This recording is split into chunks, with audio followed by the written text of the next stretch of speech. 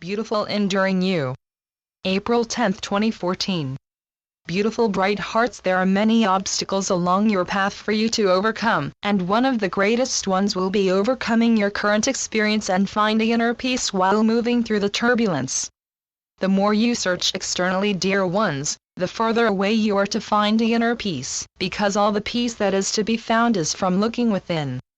Of course you can what if this or what if that, and come up with 1,000,001 reasons and excuses for why you made certain choices, and why certain beliefs held by you has encouraged a current set of thoughts and feelings, making it difficult to not only reach inner peace but to sustain it. We watch and observe how you try to fix certain external ways of yourself that are meant to encourage peace, that include therapy offered by qualified individuals and other notable methods that have had short-term success. But when you continue to focus on what is wrong, what you are doing is reinforcing the notion that there is something broken and that you cannot achieve any amount of fulfillment. The more you try to push the negative and challenging experiences away, beautiful bright hearts, or try to force those issues into being better, in actuality you are repeatedly judging that particular moment as not being good enough, and what happens, dear ones, is that you end up delaying your own happiness. Whenever you resist, peace cannot be found within yourself. We understand how hard it can be to persevere, to face those difficult challenges and situations that suddenly come up. We encourage you to embrace the negative along with the good.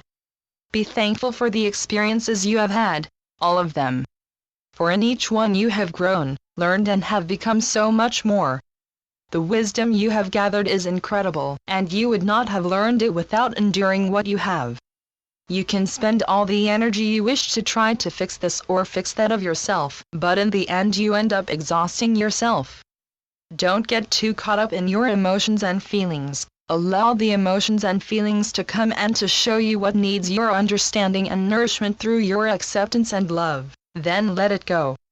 Allow room for new experiences that encourage more peace into your life to enter. Be in the now moment. Let the past go and know the future always comes when it should. Beautiful bright hearts, try to understand and remember that coming home to your inner peace is not going to be found from any self-improvement, but from your own self-acceptance. Learn to accept all of your imperfections as well as your perfections. You are not more one than the other. You are a balance of both, which when in harmony expresses deep, profound wholeness and completeness. Unfortunately, there is much deprogramming still needed to be done. Many dear souls are still carrying around excess baggage of ways and beliefs that have long ago expired, but they have become accustomed and conditioned to living a certain way. Eventually change comes to all people, some at quicker intervals while others take a little longer. Many people will advise you how you should be or act, which feelings is better to share, and so on. There is no wrong feeling or emotion. What is made wrong is how you feel about your own feelings and how much power you are willing to give them, especially the feelings that have destructive capabilities. Anyone can tell you what to do and how to live your life, but it is not them that must live with the choices that are made. Each of you are responsible for every thought, feeling, word, action, and choice. So if you are feeling sad or angry, then those are your feelings. You are meant to experience and to feel, and still be at peace with your inner self. When you have absolutely no judgment of yourself or others, then peace is achievable. You will know when you have definitely woken to the light and love of God, as you will feel peace settle not only within you, but spread externally. You will no longer be prone to judgment or criticism of yourself or of others, because you will be able to see yourself and all others as beautiful and equally loved by God. In addition, you are able to see their goodness, their divinity underneath all their exterior, and accept them for who and what they are, and how they have chosen to live their life. Each and every dear soul is on their own path, their own purpose. You are not meant to understand every detail of other people's mission and purpose, but learning to appreciate, to love, and to be kind helps forge new peaceful connections. Peace is always felt and experienced when you finally allow yourself to just be, and let everything be as it is without conflict or opposition, becoming more welcoming to new experiences regardless the variety they may bring.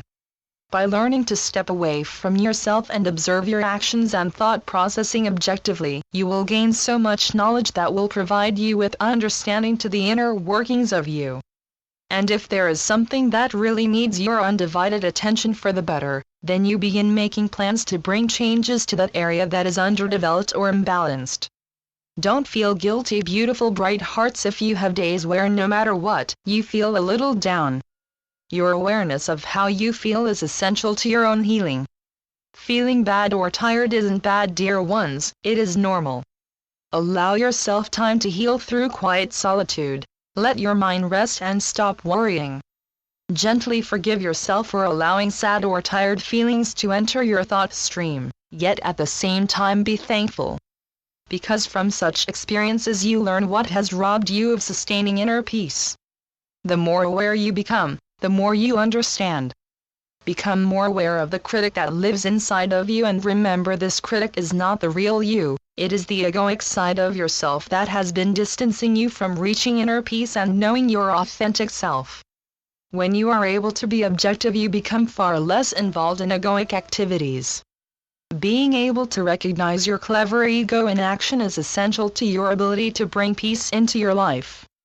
Your ego can easily be looked at with humor as you continue to choose directions that are of your highest good, that are not harmful to others, and that are peacefully inspiring. There are many concepts provided by many good-intentioned individuals, beautiful bright hearts, that speak of ways to find inner peace. One of the best ways to find inner peace is by changing the relationship you have with your mind.